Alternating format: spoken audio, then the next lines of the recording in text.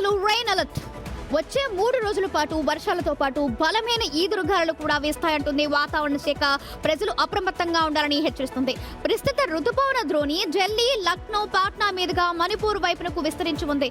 రేపు కూడా తెలంగాణలో తేలికపాటి నుండి మోస్తారు వర్షాలు లేదా ఉరుములతో కూడిన జల్లులు కురిసే అవకాశం ఉందని పేర్కొంది. రైట్, ఈ వర్షాలకు సంబంధించి మరింత సమాచారం మా ప్రతినిధి చార్మి అందిస్తారు.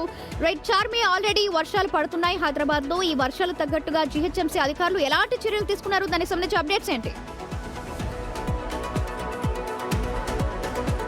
రైట్ సౌజన్య, ప్రస్తుతం తెలంగాణ వ్యాప్తంగా ఎల్లో అలర్ట్ అయితే కొనసాగుతుంది. ఎల్లో అలర్ట్ పరంగా చూసుకున్నట్టయితే ఇప్పటికే అటు వాతావరణ శాఖ వాళ్ళైతే అటు అలర్ట్ని జారీ చేశారు, అటు పోలీసులకు అడ్వైజరీ కూడా జారీ చేశారు.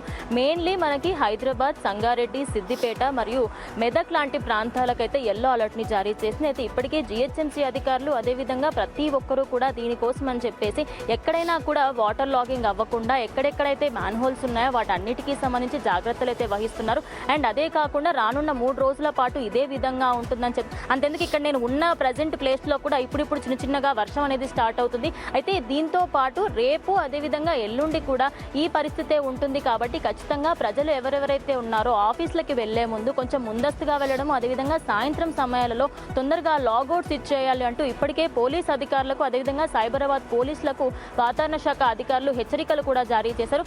మెయిన్లీ మనకి 30 నుంచి 40 కిలోమీటర్ల వేగంతో ఈదురుగాలతో పాటు ఆల్రెడీ 3 గంటలకే ఎవరైతే ఆఫీస్ వాళ్ళు ఉన్నారో వాళ్ళని లాకౌట్ చేసుకుని వెళ్ళమని ప్రభుత్వం కూడా ఆల్రెడీ చెప్పింది. మరి దీని మీద ఎంతవరకు జరుగుతుంది?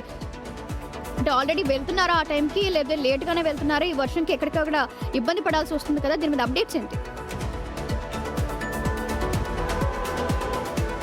ఇబ్బంది పడాలని ఖచ్చితంగా సౌజన్య, ఎందుకంటే నిన్న సాయంత్రం చూసుకున్నట్టయితే సాయంత్రం 6 గంటల నుంచి 7 గంటల సమయంలో 11 మిల్లీమీటర్స్ వర్షపాతం నమోదైంది. ఈ రోజు 5 మిల్లీమీటర్ల నుంచి 8 మిల్లీమీటర్ల వరకు ఉండే అవకాశం ఉందని వాతావరణ శాఖ అధికారులు అయితే 3:30కే లాగౌట్ చేయమన్నప్పటికీ కూడా కొన్ని కంపెనీస్ దాన్ని సరేలే చూద్దాము అన్నట్టుగా కొంచెం లైట్ తీసుకుంటున్నారు. దానివల్ల సాయంత్రం 7 తర్వాత ఐకియా ప్రాంతంలో కానీ మాదాపూర్ ప్రాంతంలో కానీ ఏ ప్రాంతంలోనే అక్కడ నుంచి రాలేనటువంటి పరిస్థితి అయితే నెలకొంది.